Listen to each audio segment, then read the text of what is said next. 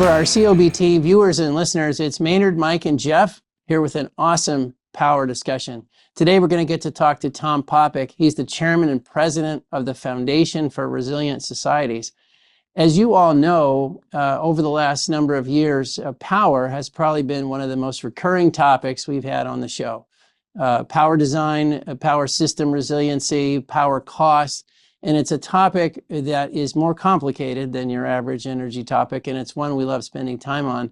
A good friend of ours, Jim Murchie, introduced us to Tom, and we've had a great time getting to know him. And let me just pause and say, Tom is doing yeoman's work, trying to help the world understand power, and we really are glad to have you today, Tom, to help us get into the discussion and help educate the world a little bit more about power. So thanks so much for being a part of the show today.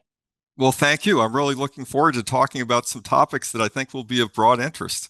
Well, you're also a former captain in the U.S. Air Force, an MBA from Harvard Business School, and you went to this engineering school, MIT, that apparently is pretty good too. So let me pause and thank you for your service, and also just call out those great credentials.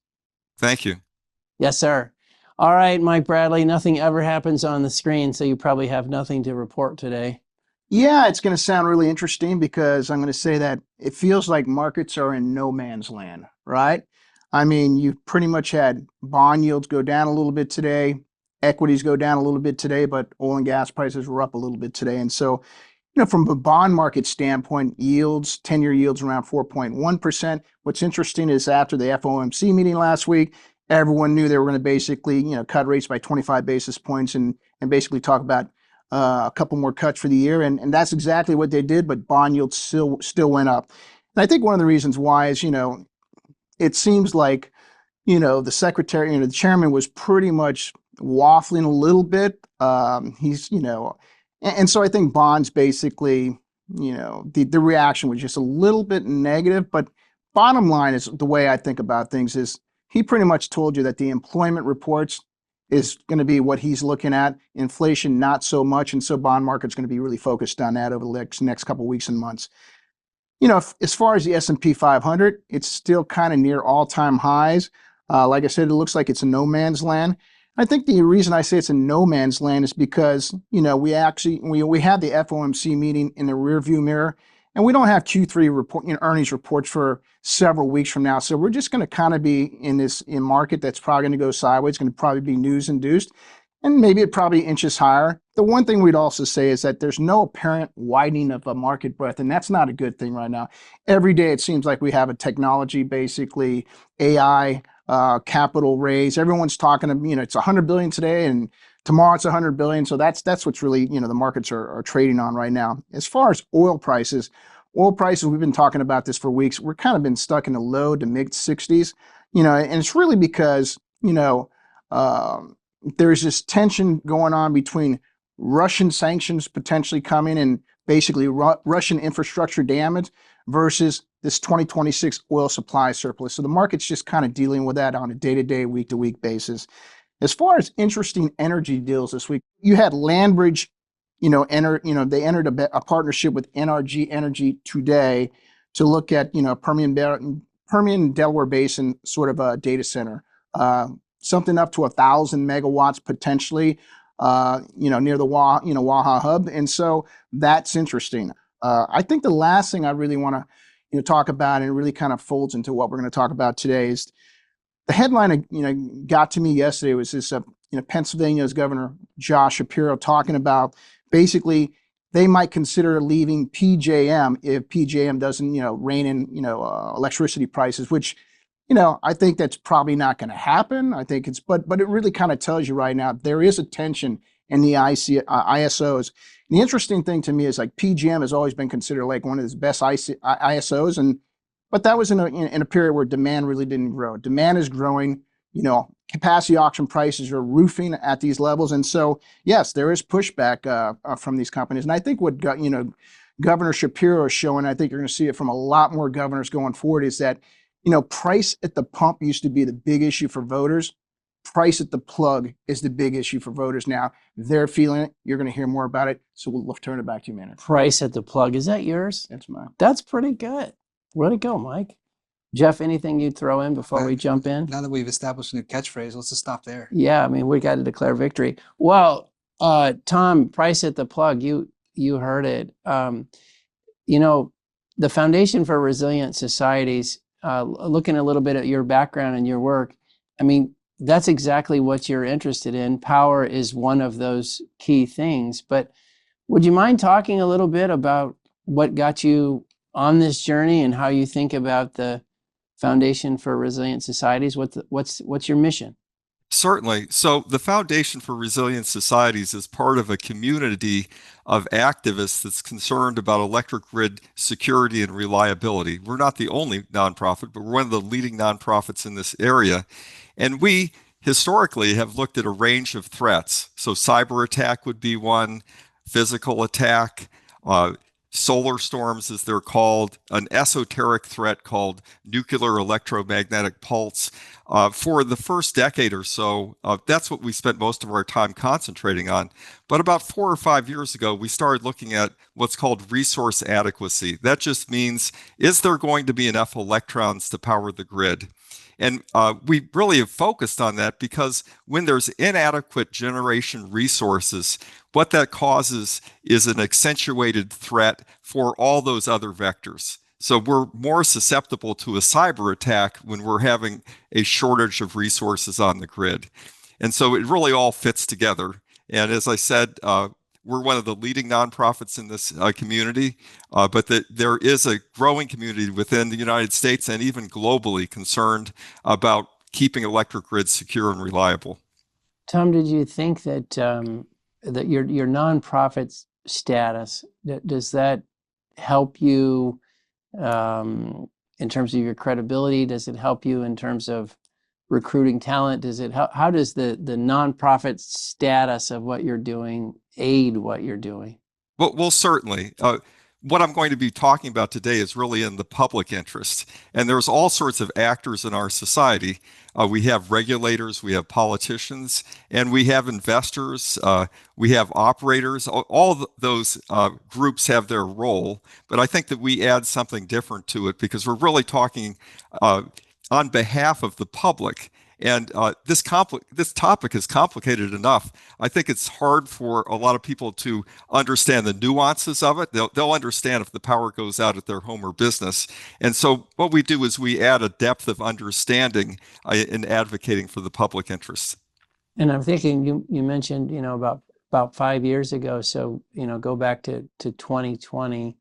You say 2020, everybody automatically thinks COVID, but maybe before COVID in 2020, I don't remember anybody talking about the resilience of our power grids. At least they weren't on the above the fold in the paper.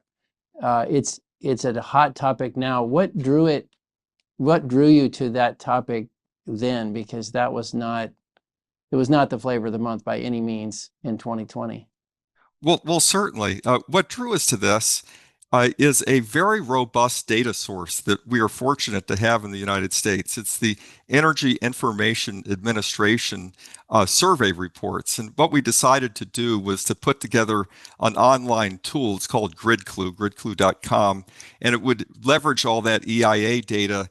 You'd be able to look up individual generation plants. You'd be able to look up trends for electricity demand and that kind of thing. And we put all this into a big database. We have a nice front end for it. But once we started using that analytic tool to see what the potential was for what the industry calls load sheds, the public would call them rolling blackouts, we saw that there was a problem. And as the years went on, we saw that the problem was actually getting worse. And when you said you saw there was a problem, you noticed power outages, is that what you mean? Well, I think there's a couple of ways to look at this. First of all, we've seen an increasing number of incidents where there have been load sheds or near load sheds in the United States. So we can go back to August of 2020 in California, where there was a load shed. There was a near load shed 2 years later in September 2022 in California. We can look at Winter Storm Uri in February 2021, where there was actually a significant loss of life, and there were very severe rolling blackouts. In some areas, the electricity was out for a period of days. We can look at Winter Storm Elliott more recently, and there were load sheds with that. But what really is of great concern to us is just what's been happening within about the last 12 months or so. Because what we're seeing is certain areas, the Mid-Continent ISO would be an example, PJM would be another example, ISO New England. These are big grid balancing areas that they're coming right when there's a hot summer day or a cold winter day. They're coming right to the edge of not having enough of reserve capacity. And there's different words for this. There's going to be a maximum generation alert. There can be an energy emergency alert level 1. And you can actually go to a level 3 where there's actually blackouts. But what we're seeing is a greater incidence of indications that the grid is really operating at the edge of its capability. And what makes this odd is that a lot of the official reports previously to the Department of Energy report this summer, but previously to that, we're saying really the grid is in good shape and we can expect to have a minimal risk of outages. And that wasn't what we were seeing in our analytics, and that isn't certainly what we were seeing in real life behavior in terms of these early warnings. So maybe we could just amplify this point a little bit, because when we started talking there, you went through these large events. Texas, obviously, we remember Uri, and the public gets captivated by these large events that are sometimes tragic. But you're also talking under the hood about these events, that these are sort of the near misses that the public never knows about. And I think this is the rising incidence of these near misses. I mean, this is the news that is really the news, so to speak, because the public can't know this stuff. It's certainly the news for us. I'm going to give you two examples. In June 23rd of this past summer, there were two balancing authorities that nearly ran out of electrons. And one was PJM.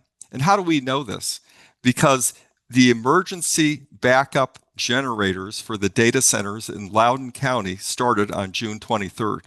Enormous plumes of diesel smoke started wafting over the county. It was reported in the media.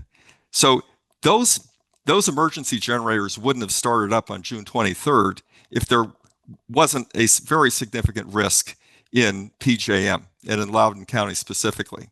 So that's example number one.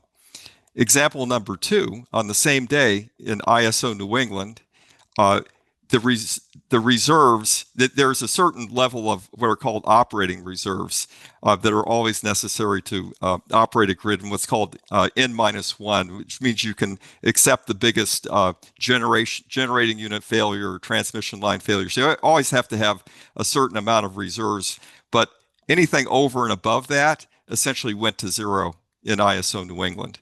So we know that there were two close calls in the eastern United States on June 23rd of this summer, and these are the kind of things that really alarm us. So, Tom, as you think about solving this, and you take us through it how you see it, but I assume one of the first ways to solve things is to make everybody aware of the problem. And then with some awareness, you can get people to say, okay, we need to start solving the problem. But how have you thought about, as you're looking at this problem, the systems are complicated, they're all over the country, there's different flavors, different people, different governing bodies. Like, how have you decided, here's how we're going to attack this problem? Well, there's a couple ways to look at it. I think it's a heavy lift to get the public engaged in this problem until there's rolling blackouts. So what we've concentrated on is approaching public officials and what I'll call semi-regulators. And so I'll give you an example. The Federal Energy Regulatory Commission We've met with a number of the commissioners there about our concerns. There's a self-regulatory body, NERC. It's the North American Electric Reliability Corporation. We're a very familiar face at their meetings. We've engaged with them. And we've also met with the Department of Energy multiple times. So we have shown them some of our analysis, and we've talked about at length why we believe this to be a concern. And I will say it's been very gratifying to see what's happened over the last few months. So we see official sources now starting to say some of the things that we had said previously. And so there's a Department of Energy resource adequacy report that was released in the summer, and it warned of up to 800 hours of rolling blackouts per year by the year 2030. And of course, we'd done a similar analysis on our own, and our numbers came up pretty close to what they were warning about. And so we have this history of meeting with public officials and self-regulators, and it's gratifying. American society, in a way, is like a large ocean liner, and it takes a lot to change course. It takes time and it takes effort to change course, but we see that change happening right now, and that's a very positive thing. So, well, that's a great nudge. We'll attach that DOE resource adequacy report when we send out this podcast. And but can I ask you, as you replay the tape here, how did we get into? How do we take our eye off the resiliency ball? Like, did growth get away from us? Did the complexity of the systems get away from us? Like, how do you explain how we got here? You know, you associate society growing with society getting more resilient and more reliable and more dependable, and instead we've gone arguably backwards around power. And those are my words, not yours. But why did this happen? Certainly. I think I'm going to give a different flavor than on this that you might hear in the media. So really, resource adequacy is all about, is there enough generation? And within generation, is there enough dispatchable generation? And then what's happening with load growth? And so for most of our time together, I'm not going to be talking about wind and solar, because those are non-dispatchable generation sources. They're intermittent sources. We need to know if there's going to be sufficient generating capacity when the sun isn't shining and the wind isn't blowing. So I'm going to be talking about dispatchable figures. So one of the problems we've had is that we have not been building new dispatchable generation plants at a sufficient pace to replace the plants that have been retiring. And when a plant retires and there's not a dispatchable replacement, that's called a disorderly retirement. That's what the regulators would call that. So what we've been doing is we've been losing about 1% per year of dispatchable capacity over the past decade. So that's the first part of the problem. Okay. The next part of the problem. And do you mind, while we're on that, Sure. 1% per year for a decade, people's minds are probably going to jump to those are coal retirements, but you tell us what those are. Like, how do you generally explain those retirements? Certainly. So a lot of them are coal retirements, but a significant proportion are also natural gas retirements. People wouldn't realize this, but there's an older technology which is called an open cycle steam turbine.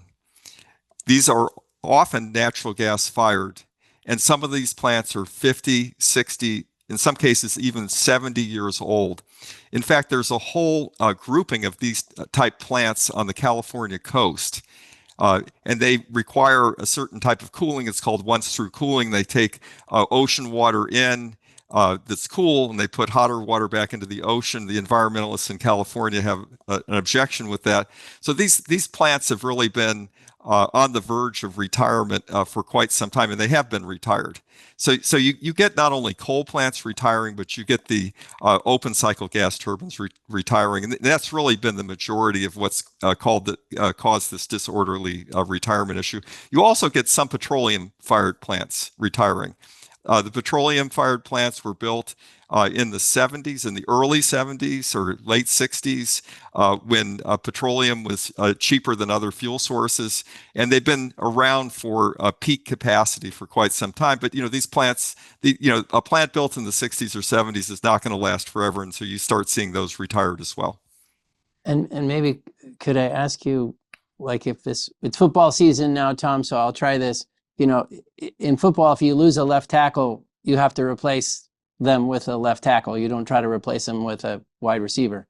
So why in our power systems, when we lost dispatchable generation, did we not say, okay, we have to put that back. We have to put something back that has similar attributes. Like what was it about our resiliency focus that, didn't what we've been require putting, that?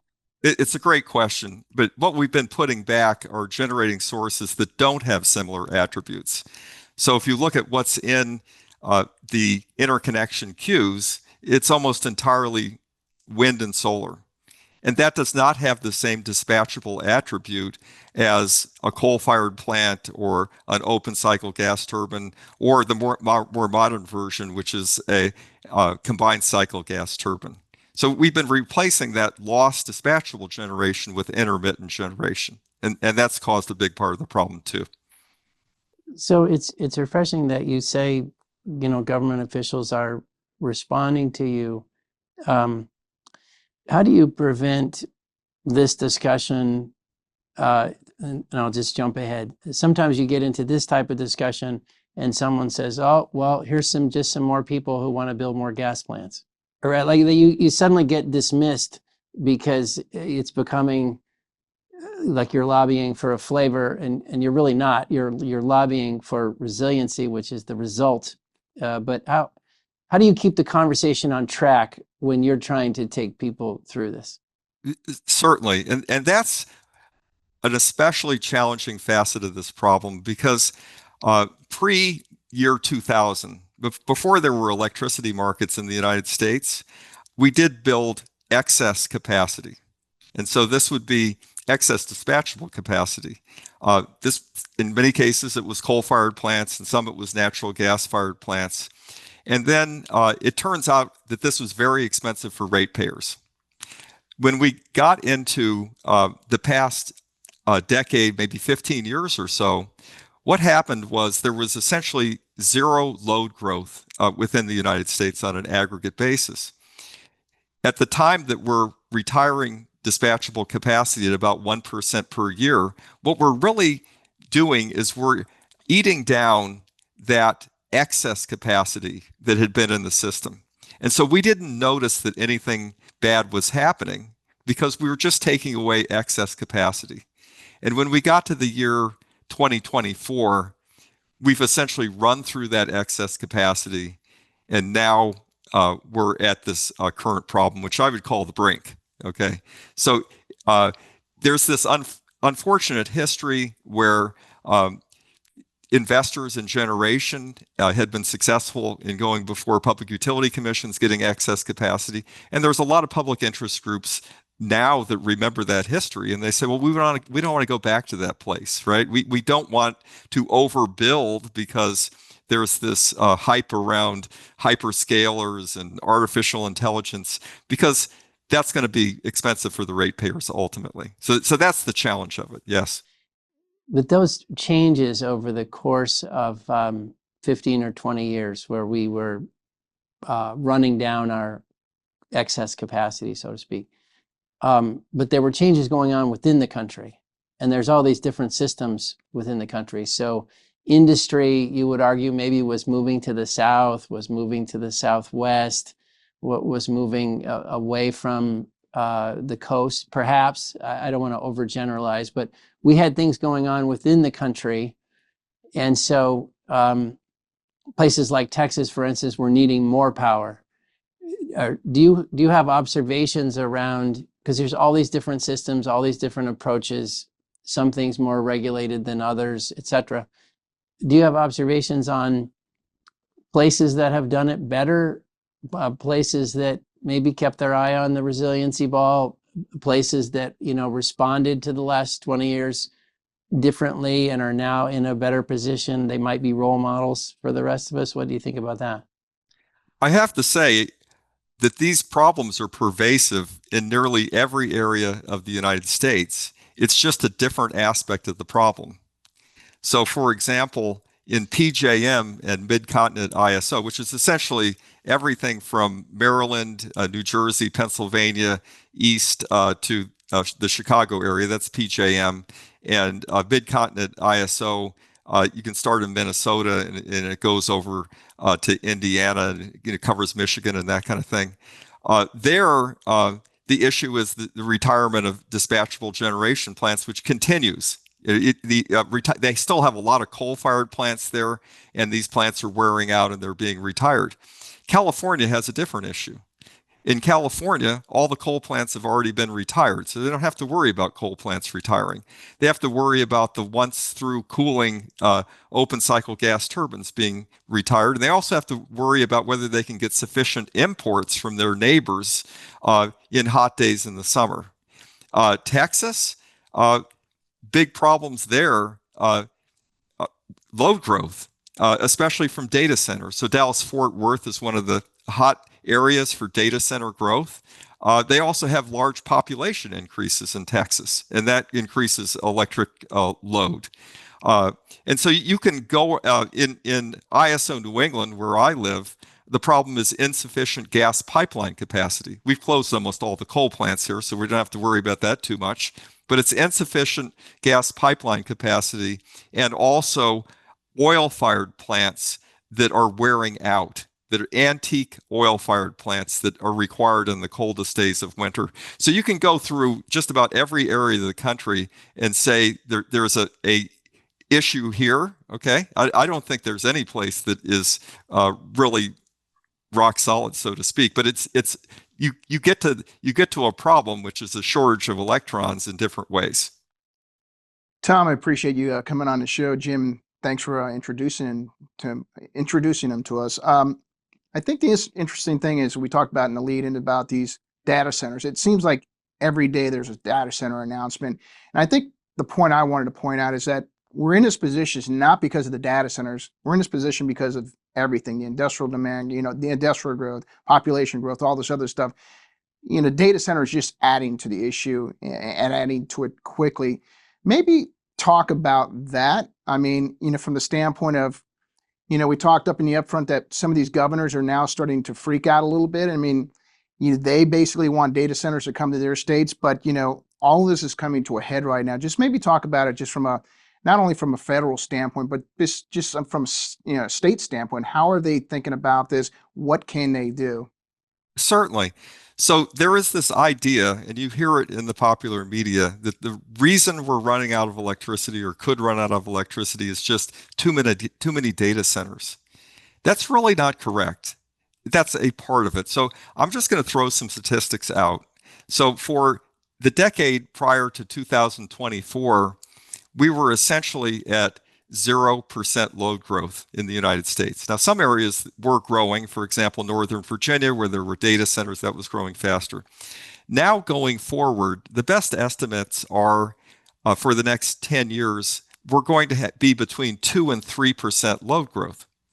So you may say, well, how much of that is data centers?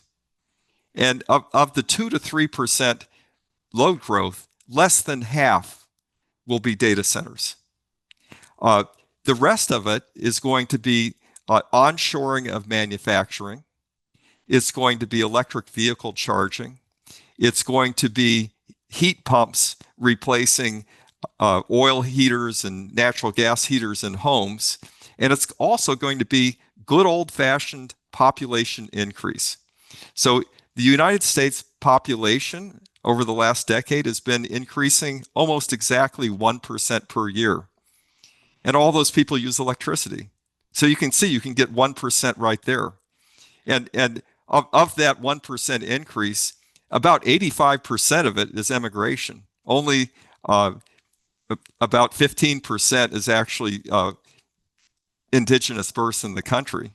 And I will say we're probably going to get a little less load growth than we thought we would have because there's less immigration over the southern border. So there's a lot of moving parts, but it's really important to understand that the issue isn't simply data centers.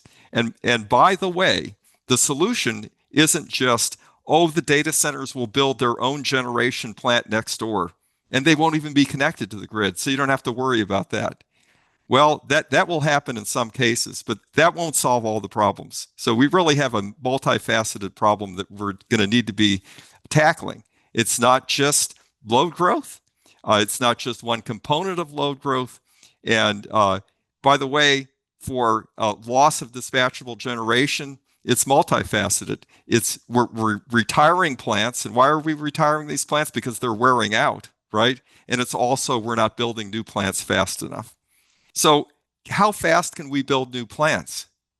Well, if it's a large, efficient combined cycle gas turbine, we're really limited to only 3 worldwide manufacturers. Those are GE Vernova, Mitsubishi, and Siemens.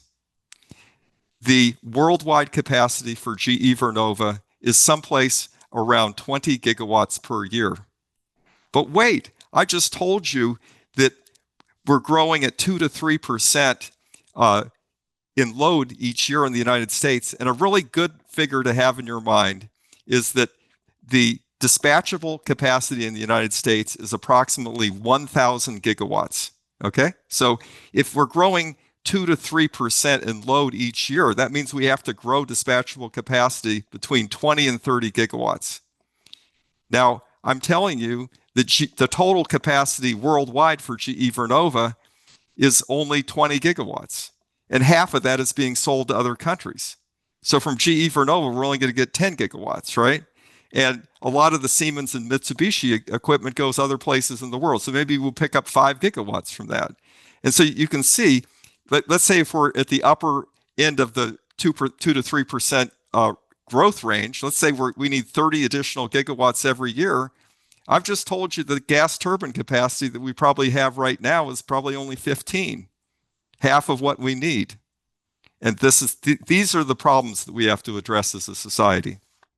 One of the other, topics we mentioned in the upfront is that, Governor Shapiro basically, he's looking out for his state, right? He's looking out for his voters, and PJM is a collective of states, right, that are all in it for the better good of everyone there. And do we see now with this reliability issue, this dispatchable, all these issues coming about that some of these states now are really serious about, hey, you know what? We don't need to be part of that. We have to go it alone now. I mean, everyone always looked at ERCOT and said, look at those fools. I mean, those guys are going it alone. Look at where they're at. And it's not looking so bad right now. So maybe talk about just sort of the tension between the state and maybe how the federal government can help.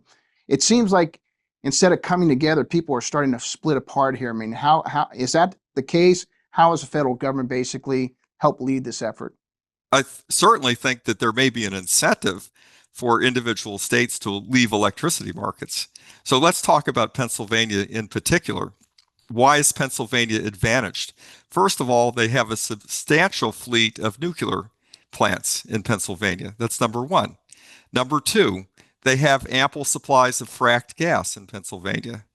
And along with that fracked gas, they have efficient combined cycle generation plants to burn that gas. As a matter of fact, one of the things that Pennsylvania does is they export power. So if you don't have a pipeline that can export the gas from Pennsylvania, you can turn it into electricity and then export it over a transmission line. So Pennsylvania is in a very advantageous position. Now, if you look at some other states that have been closing dispatchable generation plants, I think Maryland would be a really good example. They're not doing so well. And by the way, Maryland is a coastal state, so you can really only import electricity from one side. Okay, so there's other states in the middle of the country. There's multiple avenues for the electricity to get in. So I mean, if you want to do kind of a tale of two cities thing, right? I would certainly contrast Pennsylvania and Maryland, but you could do that in many different areas of the country. And Tom, I think you've done a good job so far in the discussion, laying out or establishing there is a problem. I don't think anyone at this point disputes that. How we got here is helpful discussion.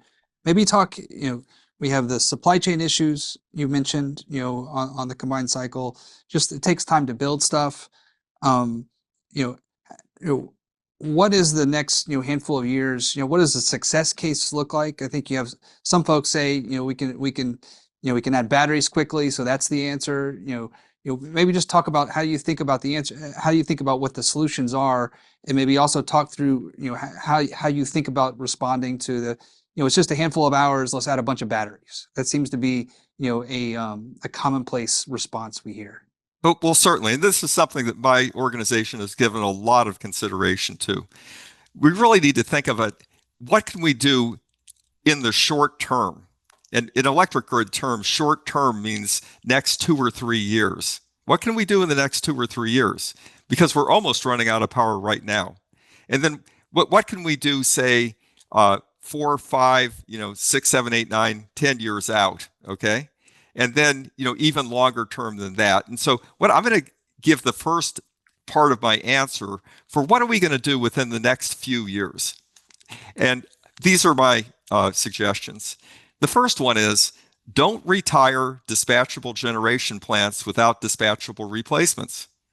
So if there's a coal-fired plant, and let's say it has a EPA settlement because they were sued by an environmental group, and there's been an artificial deadline that coal-fired plant has to retire by 2028 because that's what they agreed to, right, with the environmental group.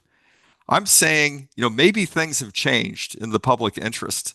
Maybe we should rethink retiring that dispatchable generation plant until we have a new dispatchable generation plant with a combined cycle gas turbine that was built by GE Vernova. Okay, that's number one, I would say. Let's stop retiring things unless we have a reliable and dispatchable replacement. Can I ask you a question on this Sure. particular issue? So that seems so right? Like, let's stop retiring existing dispatchable power.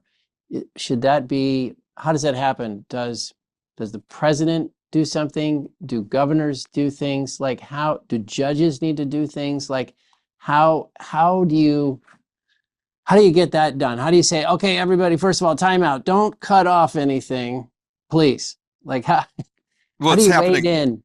It's happening right now, and there's a law right now. It's called Section 202C of the Federal Power Act. What this law enables is the Secretary of Energy to declare an emergency and say a plant that was slated for retirement can't retire. That happened 2 times this summer. It happened at the Campbell Generation Plant in Michigan, and it happened at the Eddystone Plant in Pennsylvania. And there was an uproar among some interests about that. That's another way the system is on the brink. The system is in fact in an emergency because the Secretary of Energy is declaring an emergency this summer. So yes, there is a legal mechanism to keep plants from retiring, and it's being used right now. Okay, great. Thank you. Well, let you continue on your course. We're patching.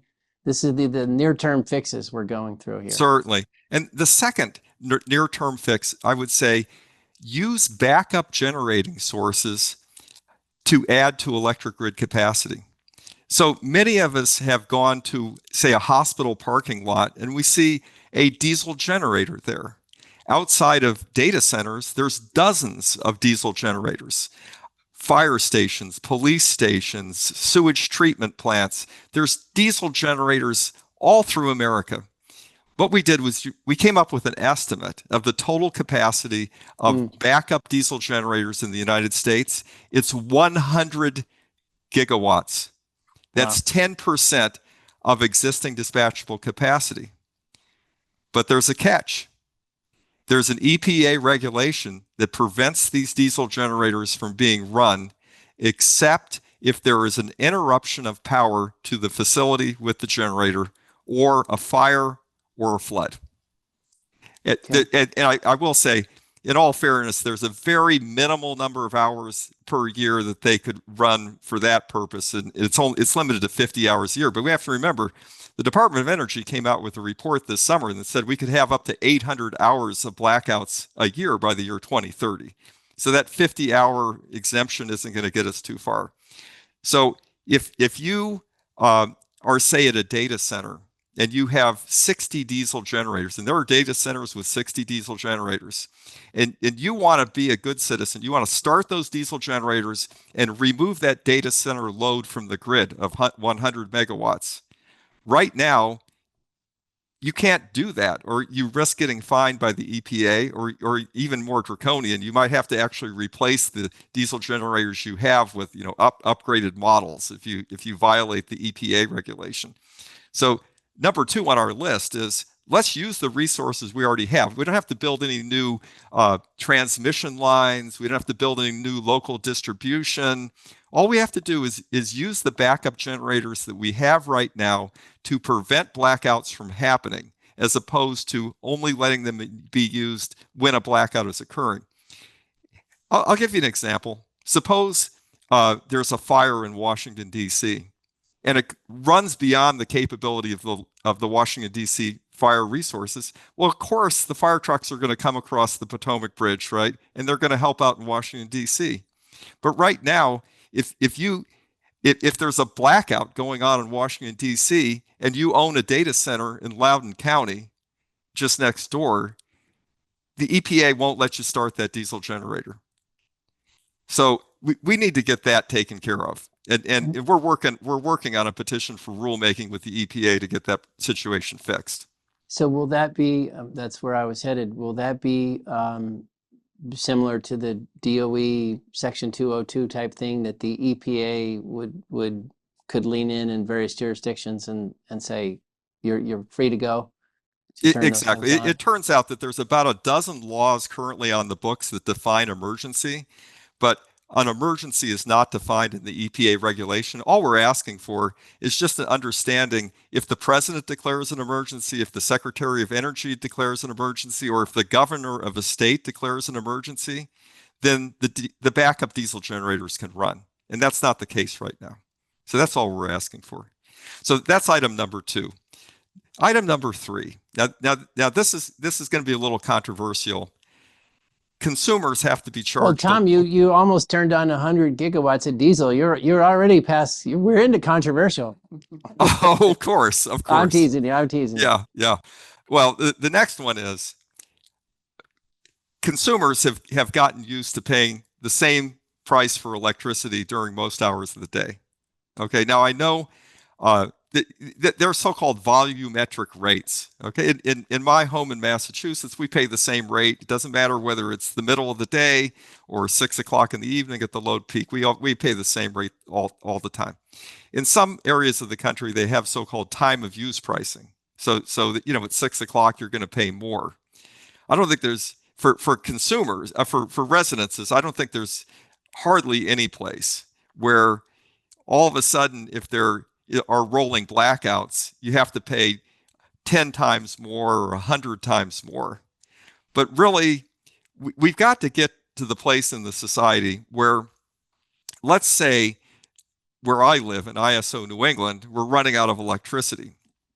And they're actually rolling a blackout in New Hampshire. But I come home from work, I have an electric car, right? And as I pull into the driveway at 6 p.m., I do what I do every day. I plug in my electric car. That's not a good thing to do. That's going to put about 10 kilowatts of load. And by the way, the normal load for my house is, on average about 2 kilowatts. I'm going to increase my load by 5 times because I'm doing what I did every day. It's just plug in my electric car. We have to get away from that kind of behavior. We have to send a signal to consumers. And when I say consumers, I mean both homes and businesses, that there are certain times and certain circumstances you really can't consume power like you did before. And a big incentive is going to be, it's going to cost you a lot more money if you do that. And we may warn you, right? We may warn you if you really want to plug in the car. Maybe you get a text on your phone to charge your car today, it's going to cost you $500. If you really want to make that decision, plug in your car. So that's number 3 on my list. It's got to get much more expensive at certain times for electricity. And something like that, Tom, how would you see publicizing and then moving to implementing something like that? Because part of the country is going to be a little different, and there's, different systems and companies and such. How do you roll something like that out? Well, it's actually happening right now because there's an industry, it's called virtual power plants. And what Yes. they do is they go out and they enroll homes, they enroll businesses.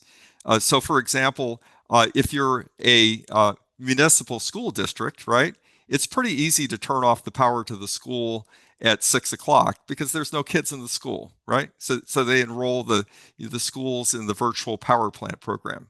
Or there's a connection between the thermostat in a home and the virtual power plant company, and that they say, do you think you could do without your air conditioner? Because we're having a inadequate resources of this type. So there's an industry which is already built up. It just needs to more fully develop to do this kind of thing. And this is a expression or a terminology that people use a lot, but maybe simplistically, this means the utility or the local power company in these times of need, I've authorized them to touch my home and reduce the power consumption, and they're going to find a way to compensate me for that. That's correct. And it's called demand response. And when you aggregate up enough individual demand response, it's called a virtual power plant. It's like an analog for a power plant. But it's not the kind of power plant that actually generates electricity. It just consumes less electricity. And can I ask you, Tom, when you think about selling the country on this or explaining to the nation what we're doing here, is the best way to explain it where you started, which is we have power grids which are stressed, which are near peak, which could go into blackout. That's dangerous for people. That has all kinds of hazards, and that's the way people need to understand it. Or is it going to be explained a little more on the cost side, which is we're taking as much as we can, we're using more and more. This is going to get really expensive for a lot of people. We got to keep all this older stuff on. We got to turn on the diesel. Like what is the way to reach people from a policy standpoint around this? Certainly, the answer really is both. Because once we start having repetitive rolling blackouts in our society, and again, we're close to that now, there's going to be massive societal consequences. So, for example, if there is a hospital that is, and by the way, the distribution lines to homes and businesses are called feeders, and these feeders often have broad scope, and so a hospital probably won't have its own feeder. You can't black out the neighborhood and keep the hospital running. Okay, I mean this happened in ERCOT. So you're going to have hospitals that have load sheds, as they're called, right? And a lot of times the diesel generators for the hospital will start up just fine, but sometimes they won't. And there's going to be what are called life safety situations.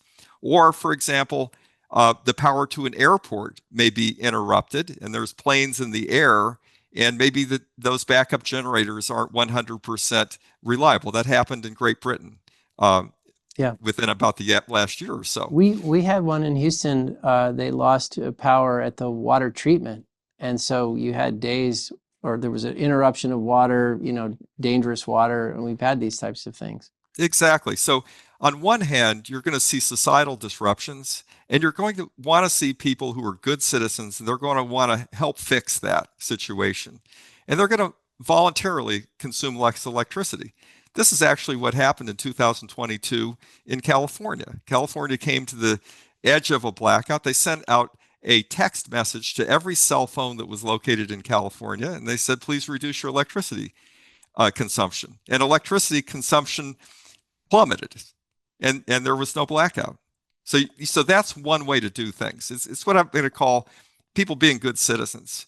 But there's another way too, which is if you want to keep on consuming electricity at these very sensitive times, you can do that, but you're just going to have to pay a lot more. And I think we're going to need both of those methods. So we've talked about some short-term solutions, and I think you've alluded to the longer-term solutions, which is replacing more dispatchable, building more pipelines. when you think about the critics of what you're saying, or the people who would stand in the way of this, what are some of those arguments? And I imagine someone might say, you know what, if you do all these things, you're just going to patch it and you're going to distract us from, and I'm trying to think about what the critics would say, you're going to distract us from really leaning in with long-term solutions. You know, maybe you shouldn't patch the system. You should go, I don't know what, I'll let you respond, but as you try to get society to embrace this, what are the pushbacks you're Sure, the pushback's already happening. So if you go in venues where public utility commissioners are, you hear this already. So the Public Utility Commission for a certain state, let's just say Michigan, has planned to retire the Campbell Generation Plant for years. And this summer comes and they're like, it's time to retire it. And the Department of Energy from Washington says, no, you can't retire that plant. Well, now there's a very expensive contract that's called a reliability must run contract, and consumers are being charged. The other thing is regulators say, wait a minute, this was part of a planned retirement, and we were going to use that same plant site and the same transmission lines for a more modern plant that was going to come online in 3 years. And so if you keep us from retiring plants, we're not going to be able to bring the new and better plant on 2 or 3 years from now. And so that's the push and pull. You know, the folks in the Department of Energy are saying, well, we don't want to black out right now. And a lot of the public utility commissions are saying, hey, we need to plan for the future too. But it's a funny thing where you'd think the local side would be saying, hey, we're worried about what's happening here on the ground. You Fed guys, I know you want us to close this plant, but we're not going to, you know, you'd think the roles would be reversed here, right? It's kind of funny that the federal government is coming over the top and saying, I'm really demanding that this community keep this facility online. That's because there's really 3 groups of consumer advocates when it comes to electric grid policy. So the first group is the one that wants lower electricity rates. And in many cases, these are state consumer advocates that are actually on the state payroll, and they oppose utilities in these rate proceedings. And they say rates have to be affordable. That's a very well-established group, state supported in many cases. Another very established group is the environmental community. And you know, their concept really is all pollution is bad. All potential carbon emissions are bad. You know, we're going to attack this thing piecemeal and eat away at it any way we can. And the third group of consumer advocates is very undeveloped in this country. And this is the grid reliability and security advocates. And I would say it's fair to say that we have 1/1000th of the funding of the environmental community. And so what you're saying, well, you know, why isn't that third group, you know, the grid reliability and security community, why aren't they out there with a louder voice and saying, you know, keep this plant retiring, we don't want there to be any blackouts? And it's really because there's very little funding for those groups, and there's frankly very little public concern until actually blackouts start happening. Yeah, Tom, it's really interesting to me is that, you know, a couple of Trump's priorities are he wants to win the AI war, right? And so that just Sure. means massive spending. He basically wants to, you know, basically reindustrialize America, which means even more basically electricity demand. But he also wants to keep prices lower. And it just seems like there's a tension there. You can't have one without the other, or you know, you just can't. And so I guess my sense is, maybe talk about where the last administration was and maybe where we are with this administration from the standpoint of urgency, basically. Because when I look at CPI, I look at CPI and say gas and oil prices are down in CPI, but the thing that's up substantially is electricity prices. Why I said, you know, price to plug is the main issue that needs to be looked at. Maybe talk about that. I mean, what is the urgency right now at the federal government level to basically do everything they possibly can? Sure, And there's from the standpoint two of also trying to push these other issues as well. Sure, there's, I would say, 3 drivers for urgency. The first we hear a lot about, which is we're not going to win the AI race if we can't connect hyperscale data centers to the grid. And we can't connect them to the grid if there's not enough electricity. Okay, so that's really important. Mm. Something else that's important increasingly, we see it, is having affordable electricity rates, and not only affordable for residences, but for businesses, because that's an enormous competitive advantage against Europe, that our electricity prices are about 1/3 of what Europe is. Okay. And then the third thing that we really need to be thinking about is we don't want to be having rolling blackouts, or as the utility industry calls, load sheds, because that's going to be really societally disruptive. And there's going to be a lot of costs outside of the electricity bill if we start having blackouts. So there's really three things that we need to worry about at the same time. One of the things I was thinking about as we've gone through this, it seems like transitioning from the near term answer to longer term answer. Longer term answer is a lot about, the feeders that result in more dispatchable power. But I was curious, what your perspectives are. What additional solutions or support do we need to have on the transmission and distribution side? Any thoughts there that differ from besides just needing that capacity to support additional dispatchable generation load? Certainly. Additional transmission is almost always a favorable thing. Now, the problem has been historically that transmission is very profitable for utilities. I've heard it referred to as the money machine that just keeps on clicking, right? And so there's this, oftentimes when there's a big transmission line planned, there's a lot of pushback over how much that's going to cost consumers. Nonetheless, we really need long distance transmission, because there are some places that have ample electricity, such as Pennsylvania, and there are other places that need it, such as the Baltimore area of Maryland. There's a very important transmission line that needs to be sited into Maryland, and there's been a lot of local pushback. So we definitely need more transmission. There's no doubt about it. But I'm just going to say, even if you just consider the whole U.S. being perfectly interconnected with perfect transmission, if you had that, we'd still run out of electricity. We'd still run out. So we need both more generation and we need more transmission. Okay, Tom, request permission to ask a ridiculous, highly interventionist question. The Defense Production Act, does that ever come up as a way to address this? Either you've got to make more of this or more of this, or whatever it is. Is there any other lever at the federal level to try to get more power into the system? This is an overall societal problem. And this is the way I look at the Defense Production Act. It's like the old saying, you can't squeeze blood out of a stone. Okay? You can, what are you going to do? You're going to order GE Vernova, increase your capacity. Well, I bet, in the interest of being ridiculous, I asked the question. Yeah. Yeah. I mean, there are certain long lead time items that are required to build out an electric grid. And these are power transformers, large capacity power transformers, large gas turbines, right? There are supply chain issues that make it really difficult. So we need to address those. I'm sure you've looked at turbines a lot, and turbines are the most discussed backlog piece seemingly in the world right now. Is there any scenario where you see that we have overestimated the backlog in turbines, and somehow some manufacturing capacity is going to come into the system that improves that? Well, yes. Okay.